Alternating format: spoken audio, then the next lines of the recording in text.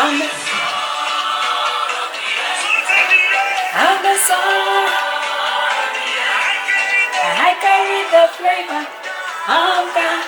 I see from you. I'm the salt of the earth. I'm the song. I carry the.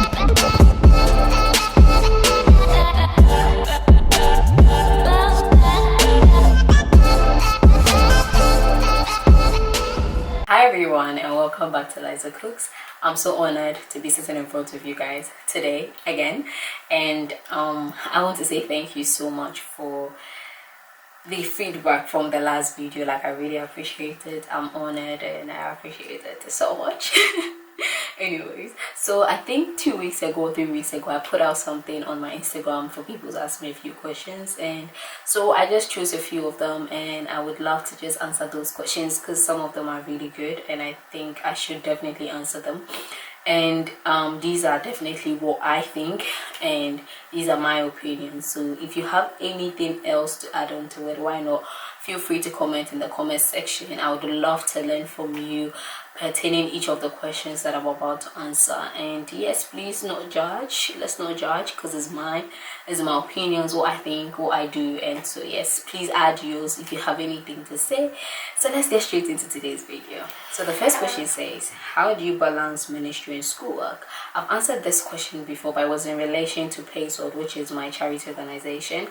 And in terms of ministry, the person is referring to Relentless Woman. Relentless Woman is a women's ministry that God gave me the vision for this around October, November. So you can kindly check it out. I'll put their Instagram handle and Facebook there for you to check it out.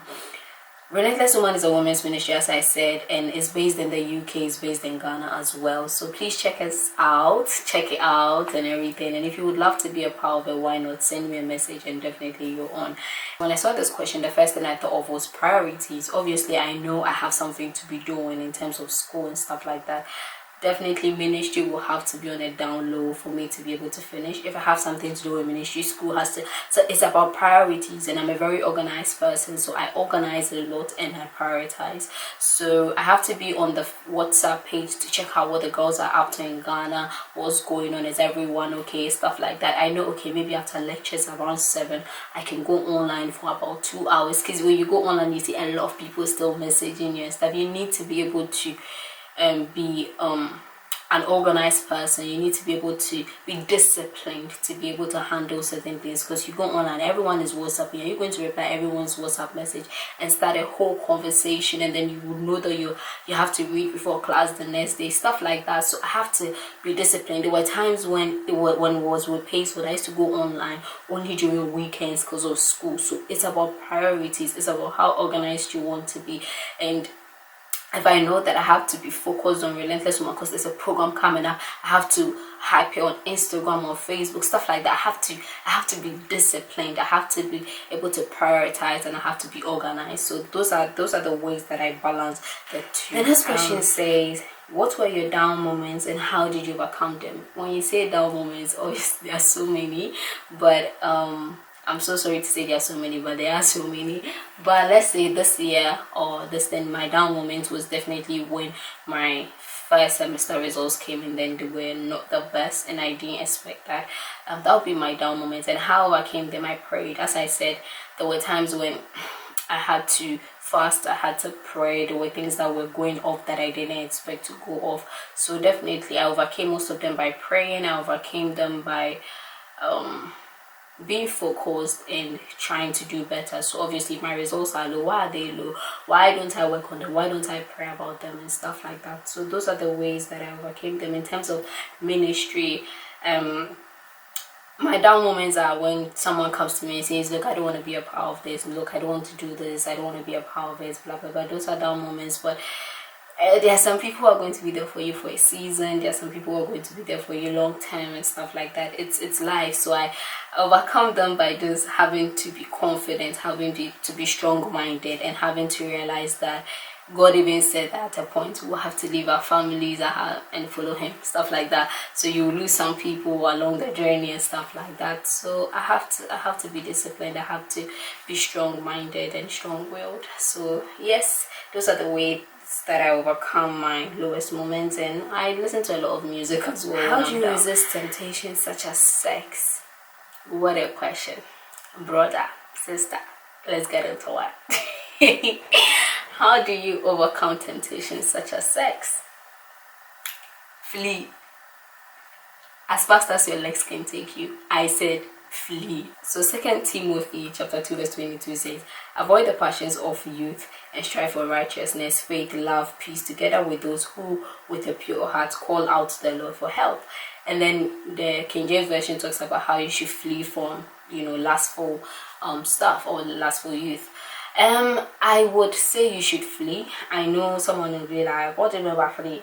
So, that my sister, my brother, when you're in this room with this guy, he turns you on. When you're in this room with this girl, she turns you on. When you're in the same atmosphere, things start going on. So why are you being in the room with that person? Because see, let's be real. You know the things that will tempt you. You know the things that when you go close to, you're like, Jesus, help me. And you are still going close to them. That is you running to your temptations. You are not running away from them. So at this point, you are being tempted and you are running towards the temptation. I know something is on my left and it's scary. It's not supposed to be, then I'm running towards it. What's the point? So you're asking me how you resist temptations. To be honest, you flee, because at the end of the day, you know this is what is tempting you. So you run away from it. You don't go close to it. So when you say temptations such as sex, I want to be celibate. I want to be a virgin. I want to keep my virginity. You know what you want as a person. So why are you going close to the things that will take you off the journey you are on? To be honest, these questions, I would just say flee from them. Have your self-control. Look, there are certain times where you know that, look, this is what I want. You know what you want, and people talk you into it. You'll be sitting down with the person is talking into it. Let's do it. I'll marry you. Let's do it. Look, my sister, you know what you want. Pray. I know someone will be like, what do you want to pray? When it comes to things like sex and stuff like that, and the journey each individual decides to take, you need the Holy Spirit to help you, and that's the truth.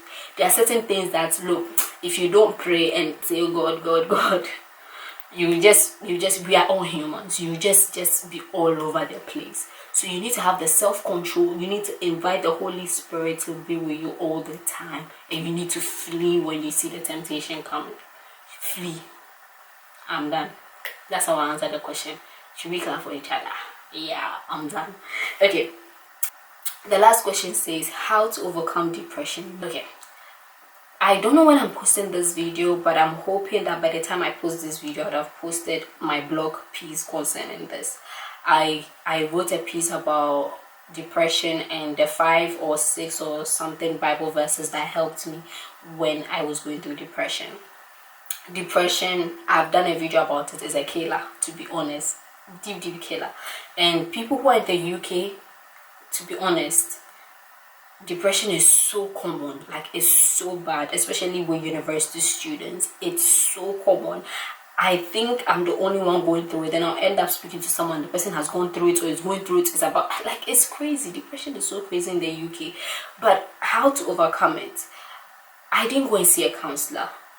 I'm saying what I think or what I've been. I didn't go and see a counselor. What I personally did was I prayed. I had one night where I could not take it anymore, because my mind was crazy. I could not take it anymore. That was in November 2017. I couldn't take it anymore. So I had to go home. I had to pray, I had to ask God. That's me, Elizabeth. I'll have a meeting with him. Like, I'll literally get a seat and say, God, sit down, let's have a meeting. What's going on with my emotions? Because I got to a point where I'm like, I can't do this. You need to come and help me. I don't know what's happening to me. My mood swings. Everything was just totally absurd. So definitely, in terms of overcoming depression, number one, you need to pray. I had to pray. I know it's difficult. And the reason why I didn't go and see a counselor was because I didn't even know what was happening to me. I couldn't explain myself to anybody. I'll call my mom on the phone, and I didn't even know how to explain to her that I was going through depression. So you need to pray, because I couldn't see a counselor. Maybe you would love to go and see a counselor. I'm not going to stop you. Please go and see a counselor if you would love to. For crying out loud, in my other video I told you guys my supervisor wrote a number or something for me to go and see a counselor. When I went, the outcome I was not really proud of. Do you understand? So I'll ask you to go and see a counselor if you would love to. But personally, I prayed about it, and the next day, corporate prayers. Since I joined Relentless Woman, or since God asked me to start this ministry, it's been of great help. Corporate prayers, because you have people together, you can speak to them, we speak to each other, we tell each other, look, I'm not having it, there's something going on with me, or my results are dropping. We pray together. Corporate prayers. So you pray by yourself. Corporate prayers help. The word as well helps, like you reading the word, you getting in there with God, understanding certain things, it really helps. Then the other thing is, don't be alone, because depression, when you're alone, you would want to keep to yourself, you would want not to talk to anybody. But sometimes you just going out there and someone saying anything. When I say going out there, I'm not saying you need to be able to know the corporate, the people I'm talking about. So the Bible talks about how your manners can be corrupted and everything. I'm not talking of such people. I'm talking of you getting in the fellowship with people. So you go out there and then you mingle a bit, try to be with people, because depression makes you feel like, look, just be by yourself, don't be with anyone. So in uni, depression is so common, it's so bad. When your grades come and they've dropped, when someone will say something, by the time you realize your mood has changed, you are getting into depression. It's really crazy. People get into depression because of weight, because of so many things. So please, I beg you, get to that point where you can speak to somebody, because it's crazy, and know who you are speaking to, because sometimes the person you speak to, my depression, the way I overcame it, I prayed about it. There were times when I'll call Ivy on the phone and I'll just be crying, and she just listen. She didn't have to talk, because when she talks, I'll just, you don't understand how I feel, you don't understand how I feel. I'll be so like I was covering. It was like a big wall I was putting. You just need people who will listen. Sometimes you don't have to talk, but the more you talk, the more you make the person feel worse.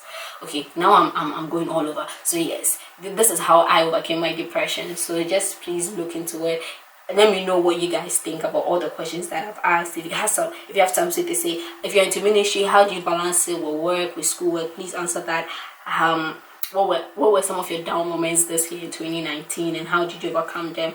How do you, particularly you, resist temptations such as sex? Please answer these questions in the comment section, any of them that applies to you. Thank you all for joining me for today's video. I hope you loved it, and I'm not restricting anyone. Please send me anything that you want us to discuss, anything that you want me to talk about.